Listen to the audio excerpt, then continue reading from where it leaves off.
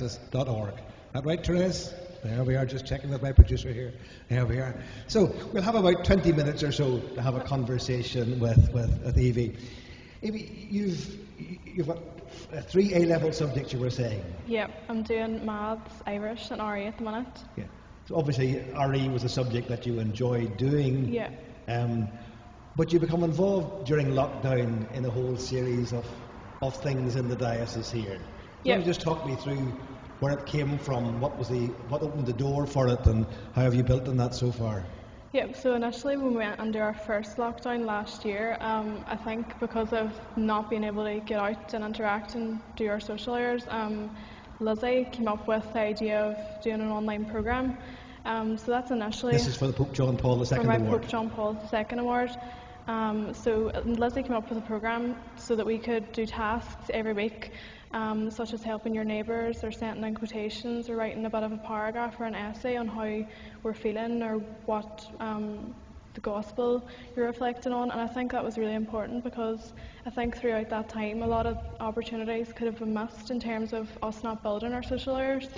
So then Lizzie then also came up with the Alpha programme, which every Sunday we would meet, and obviously on Zoom, and we would watch videos and discuss reflections and our opinions on different things. And I think that was really important as well because it got the ball rolling in terms of conversations with young people. And what sort of numbers were in that? I believe was it over 30? There was over 30 in the first group, and I think it's really important as well because it gets young people up talking about their faith, which, as we were previously discussing, it's not something you would just come up and talk and somebody to the street about how you feeling about your faith. So I think it was really important that young people are opening up about their faith because I think sometimes we're seen as an age group that are disinterested. But I think over lockdown a lot of young people are reconnecting with their faith, especially young people. And then the scholarship started then, obviously, which is a programme where we're meeting every month on a basis where we're going to discuss things that we're going to do within the Diocese of Derry.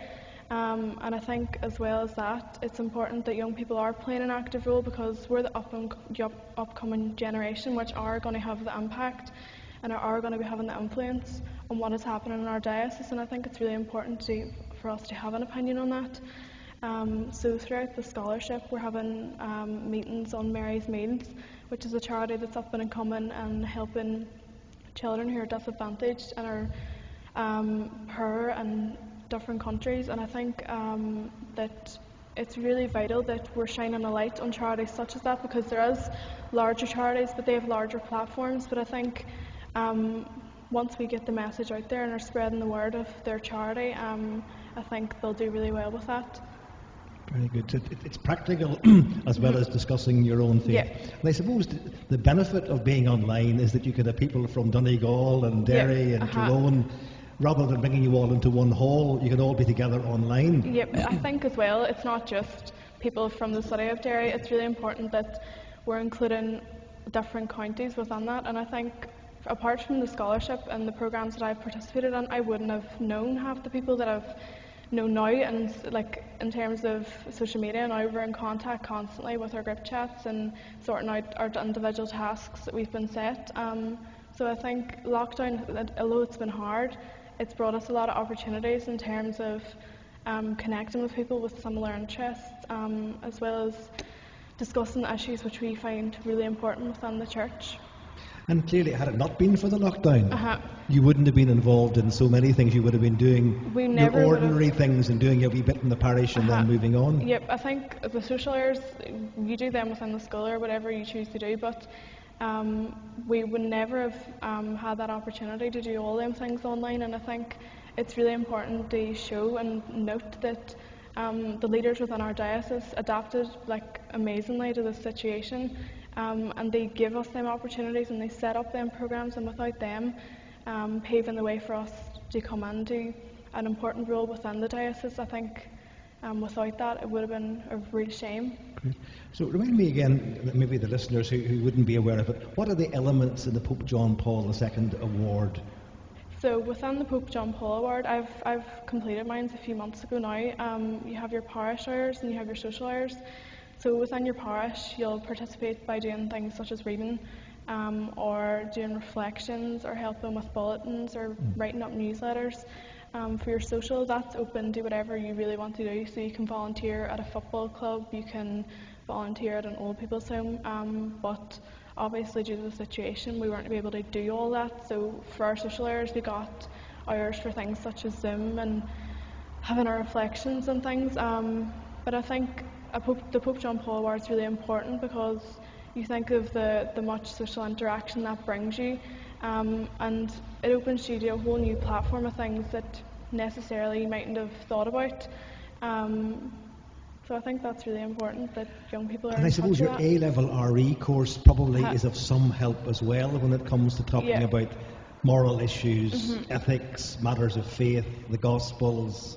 Yep, in terms of RE, I think the Gospel, it's lovely to reflect on that and learn about all the different Gospel writers, but I think ethics is where you get into the real nitty-gritty side of things, and I think that was helpful in terms of the discussions we had on the Alpha programme, because it was on issues that are controversial and that mightn't necessarily be spoken about with young people because they have different opinions. But I think it was really important that we shared our opinions and our views, and you respected that. But it's really important to discuss them things and different people's opinions, because we're not all necessarily going to agree on things, but it's important that we all respect everybody's opinions. And you were saying there are large numbers in your school who are doing A-level RE. You said there's 4 classes Yep. of 10, 15, dozen of 15 in each of those classes? Yep, I think as well that it mightn't necessarily be known that a lot of people do as an A-level subject such as RE, and I think it's really popular because it's not only that you're studying the Bible and the Gospel, but you are in a mixture of talking about them issues that aren't necessarily talked about, and I think it gives you them skills of communication, and in terms of essay writing it improves your oral communication skills. So I think RE as a subject is quite underrated in my opinion, but and clearly very popular in the school. It is very popular. It is really up and coming, I think, especially within the school I'm at. And we do need young people who are articulate and able to ask the awkward questions and not be afraid of dealing with them. I think that's really important as well. And RE teachers, especially the ones I've had, they've not been shying away from questions that students might ask and might question. And I think RE is a subject that you can question. That's what it's there for. It's not when you're sitting in a maths class, you can't argue with a teacher that that's not right because you're either right or wrong, whereas religions open the interpretation in terms of the subject. So I think them conversations that we've been having in our subject class have been really beneficial and eye-opening in terms of understanding and listening to other people's views. And you've loved learning so much that you would like to be a teacher yourself, you were telling me. Yep. So I'm hoping to go into teaching. I have put down RE as a second choice just in case I'm swayed in some way, but I'd like to go on and teach maths and science. So hopefully, fingers crossed, that goes well. Yeah, and that would be probably at least a 4-year degree at university. Yep, and placement every year on top of that. Yeah. But I know you were a teacher yourself, and I was researched a few things on you, but I was just wondering what made you come to the decision to become a priest, because it's a very different setting in terms of a teacher's 9 to 5 every day, and you have your classes, whereas the priesthood's a lot of dedication and sacrifice involved in that. Yeah, I suppose you ask people why they make decisions in life, and it can be hard to work out, why does somebody marry somebody, or why does somebody choose to be a nurse or a teacher. You think about particular careers and callings, and you sense in your bones, this is the right thing for me. Now, I was teaching while I was a priest, so that I had chosen to go forward for ordination before that. But the way we had in Belfast, in the Diocese of Down and Connor, was you could go to stay in the seminary in Belfast, do a degree in Queen's University. Yep. So it took me 5 years for honours German-Italian, 2 summers in Italy, a year in Germany, and so on. And then theology after that. So I was 27 before I had to make a decision about going for a priesthood. Yep. So it's one of those things that by 27 you ought to have some idea in your head what really is your direction of travel. So I was 27, but I had 5 years in Rome for studies and came back then in 1978. And then for the following 23 years I was teaching. as well as helping out in parishes and doing other jobs in the diocese. And of the 23 years teaching, the last 6 were as principal of St Malachy's College in Belfast, and I enjoy a wee bit of study here and there. So I did an MBA in educational management while principal of the school there. So I enjoyed education. I had wonderful teachers and wonderful priests who taught me as well. They were good role models. My mother was a primary school teacher and worked us all hard. So I suppose when I was ordained a priest, I looked like a likely candidate to be sent into one of the diocesan colleges. So I had 5 years in one and 4 in another and 16 in another, whatever it was, 14. So I had all the years all mounted up. So from when you've been teaching, it's obviously changed. So what do you think is the differences now from when you were teaching, the importance of religion played within schools to now? Do you think there's still that same importance there, or do you think it's slightly different? I have a phrase I like using, Evie, and I use it very often in school, when talking to 17, 18-year-olds, saying it's always better to be unhappy with the right questions than happy with the wrong answers. And learning education really is about helping people to ask the awkward questions rather than assuming you have to have the answers. Yes, you'll have the right formula for your maths, or you'll know what the future perfect subjunctive is of some Irish verb. But in terms of the most important job you'll do, which is to be a human being, in terms of that, it's wrestling in order to be true to yourself and not being afraid, as you said, with A-level RE, not being afraid of asking the right questions, because you can learn and you can pass exams, but you really want young people to develop a love for learning, a curiosity, whether it's about science or maths or the Fibonacci numbers or any of those, all that sort of stuff. It's to help people, young minds, to believe learning is fascinating. I enjoy learning new things all the time. So I hope that I don't think I was a particularly good teacher, but I hope I was a reasonable educator in terms of encouraging people to love learning and not to be afraid to ask awkward questions, because you want people to go out of school with good memories and memories of people that they can trust and respect. And I hope I may have done that at least for a few, because inevitably over 23 years in school you do meet a lot of young people at an impressionable time in their age, and it's important to help them feel encouraged by what they do. I have another question for you in terms of your priesthood, and I was just wondering, when you became a bishop and you were told that you were going to become a bishop, what was that feeling like? Because that is obviously a step up from a priest. Was that like a significant moment, and how did you feel at that time? Well, I suppose I've been asked to do different jobs over the years. I was teaching, and then I was teaching and running the seminary, and then I was running the school and so on. I did not expect to get a phone call one morning and being asked to come very quickly to Dublin. You think, I am in serious difficulties here. But I've always had that sort of approach. If God asks you to do something, you can't say in advance, I couldn't do that. You say, yes, in God's name, I'll give it a go. If I make a mess of it, I will have done my best. So I was asked to become auxiliary bishop. It's like the vice principal in the diocese and down in Connor. There's the bishop, and then there's an auxiliary who's an assistant to the bishop, and I was one of 2 auxiliaries in Belfast. So I had 13 years of that. Seeing somebody else, having to take all the hard decisions, and then to crown my vocation, I was sent to the wonderful diocese of Derry, and I'm very happy here. We've often joked about where they're going to bury me out there. I don't mind where it is. I'm happy to be here at this stage. So yes, I would love to have been married. Really? With a wife and children. I think I wouldn't have been a bad daddy. But that wasn't my vocation. I'm quite happy that I would love to have been married, but that's not what God's calling me to. So, and it's given me a freedom to do all sorts of wonderful things and to be available for all sorts of things. So, yes, for everything you pay a price.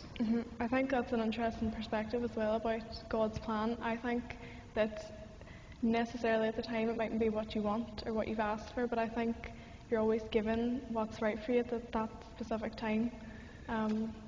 So I think that's really important. Yes, you know? God has a dream for what you can become, for the Yeah. person you can become. And it mightn't be by down the path that you would have wanted. Yeah. You wouldn't have volunteered to be part of a lockdown. None of No. us would. And yet it's been a blessing. Yep. Yep, of course. But another thing I'd like to discuss with you is obviously that you've met Pope Francis. And what was that moment like? Were you apprehensive? Were you nervous? Did you speak Italian to him? What was that like, and how was he as a person? Well, I suppose I was appointed by Pope John Paul II, so I would have met him Yep. in 2001.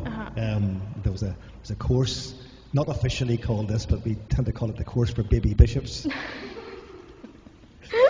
It's about a week or a 10-day course in Rome, so he would meet all the new bishops at that now. Yep. We met him, then he would have met Pope Benedict on a few occasions. And then not only did I meet Pope Francis on a few occasions, but every 3 years there's what they call a synod of bishops, Yep. which is a gathering of bishops from all over the world and other lay people as well with them. And the last time it was on young people, faith, and vocational discernment, discerning where God is calling you to and how we can support people to do that. So I was in Rome for like 3.5 weeks. We were at the Vatican every day, and the Pope was there every day. Oh my gosh. So he made himself so available to shake hands in the morning and how you doing and where are you from, and so it was a wonderful experience of him being there to support us on our journeying. Yeah. He was a big brother who was there. And was so available rather than bowing down and kissing his ring. He just shook hands and said who you were and where you were from, and he would laugh and Ireland. So it was a real privilege to meet a humble man who doesn't have any pretenses. Because no matter what role you have, whether it's being a teacher, Evie, or whether it's being a parent, or whether it's being a teacher or a priest, you're a human being. Yeah. And if you forget you're a human being, if you forget that you have failings and strengths like everybody else, if you forget that God loves everybody else as much as they love me, then that's a wonderful piece. I don't have to prove anything. I don't have to be a bishop or be a priest. I'm just Donal McKeown. I have nephews and nieces, I have sisters and brothers. I have lots of cousins who just say, "Donal, come here." So and having a big family circle is good to keep your feet planted on the ground and not to get too highfalutin. In fact, the night before it was to be announced that I was going to be an auxiliary bishop in Down O'Connor, I went down to my mother, who was at home. "What are you doing here?" I said, "Mommy, we press statement tomorrow. Read that." What was the reaction? "Could you not get somebody else?" And over the weeks and months after that, she would say, "If anyone says to me, 'Rose, you must be very proud of your son,' I just say, 'He needs more prayers.'" So I have a good family circle that keeps my feet firmly planted on the ground. And that's wonderful. So I'm an uncle and I'm a great uncle and all of those things. And that sense of belonging is very important. That helps you to remember that you're a human being and that you come to God as the person that you are, rather than as an office bearer or wearing fancy gear.